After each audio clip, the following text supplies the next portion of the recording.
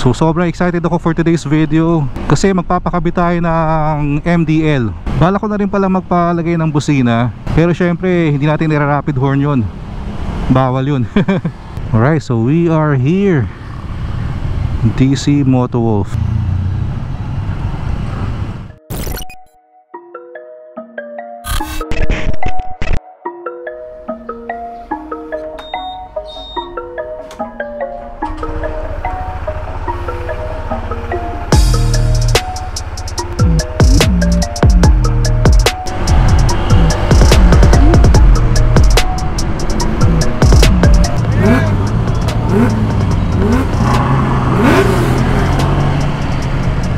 Sumibak tayo ng Ferrari. Joke lang. Hey, good afternoon everyone. Welcome to Newbie Rides. So sobrang excited ako for today's video kasi magpapakabit tayo ng MDL or mini driving light. Sabi ko naman doon sa huling night ride video ko na satisfied naman ako sa stock headlight, pero iba pa rin kasi yung meron kang dagdag ilaw talaga sa gabi, lalo na for me na hirap yung mata ko pag night riding. So we are on our way to DC Motowolf. Sa sukat lang, kung naka ADV 160 ka, watch this video kasi yung shop na yon talagang specialty nila to, panay ADV 160 na accessories. Yan lang, Friday traffic. Pero actually kahit hindi naman Friday traffic dito pero no choice tayo, walang ibang daan. Bala ko na rin pala magpalagay ng busina, pero syempre hindi natin nira-rapid horn yun, bawal yun.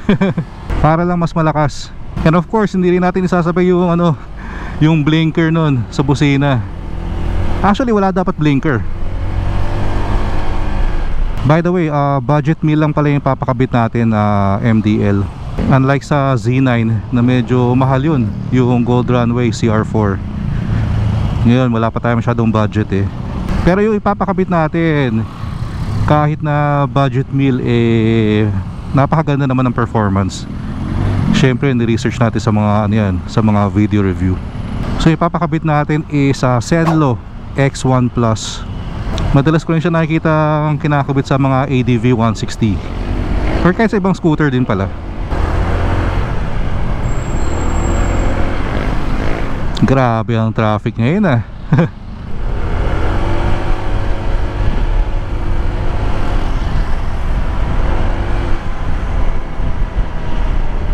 Alright, so dito lang ang daan sa San Antonio Valley 1. So Sukat Road, tapos ang landmark nyo itong KFC.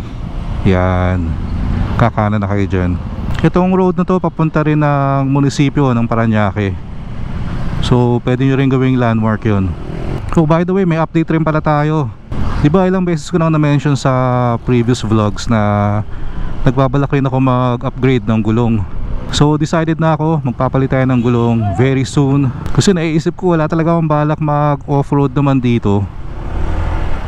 Although maganda yung dual sport na gulong, siguro gusto ko lang yung best na possible na gulong or yung safest sa gamit ko talaga dito kay ADV, which is more on city riding.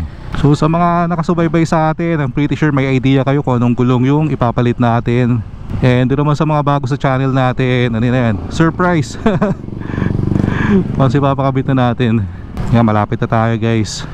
So ang plano ko lang talaga ngayon yung yung MDL tsaka busina. Pero syempre alam niyo naman, anytime na pupunta kayo ng shop, lagi kayong may nabibiling extra So hindi pa natin lang mabudol sa atin today. Alright, so we are here, DC Motowolf.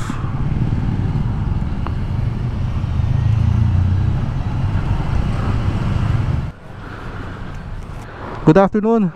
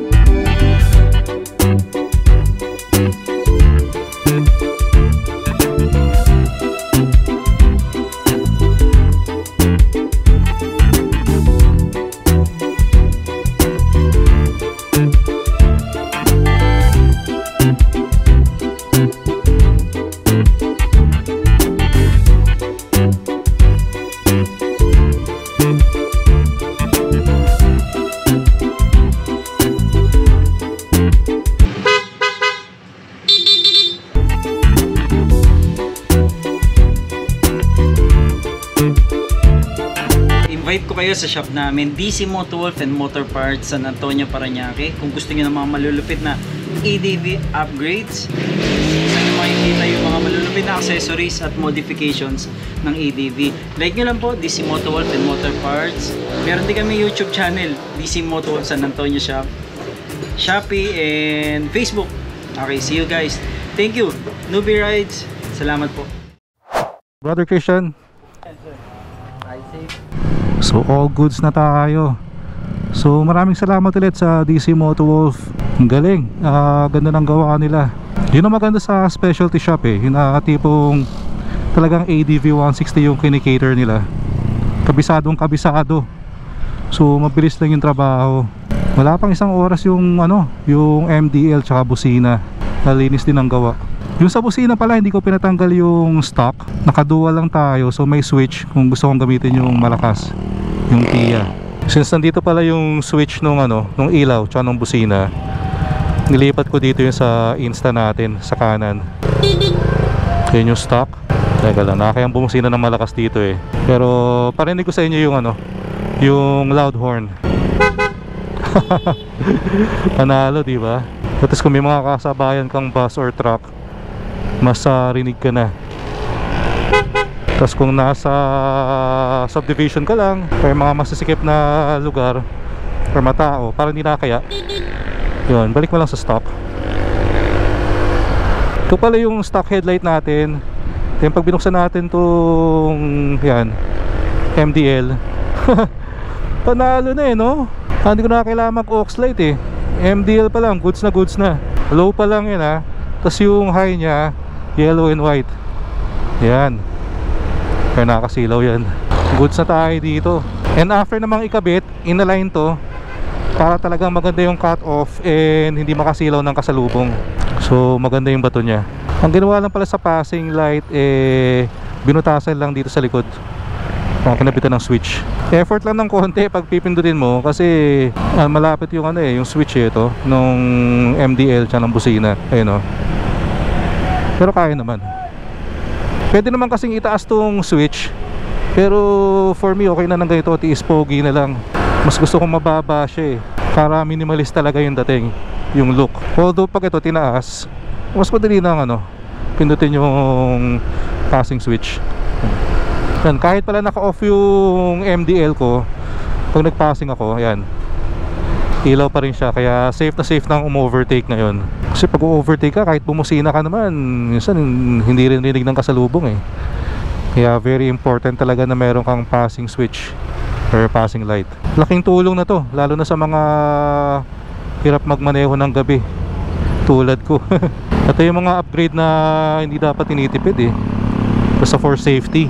Ang advantage ng mababa ang switch, yan, wala, abot na abot, effortless. O, di ba? Kung merong pupunta sa lane mo ng alanganin, may option naman din kasi na palitan yung buong itong buong assembly na meron na talagang passing light switch. Kaya nga lang medyo pricey. Syempre mas mahal yun. Laking bagay nung MDL talaga. Pag kulang ka kasi sa ilaw sa gabi, kahit kaya mo naman, nakaka-strain pa rin ang mata yan eh. Nakakatawa yung busina eh. Parang kotse na eh. Nawiwili yung bata na naman.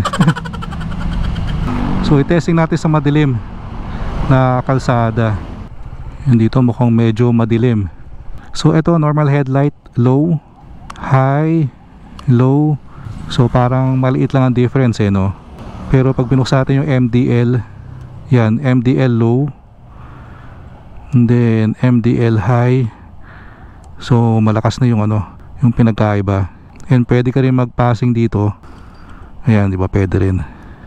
So good na to. Ito sobrang dilim sa street na to. Walang ilaw to. Yun pag pinatay ko. Alright. Sobrang sulit to guys.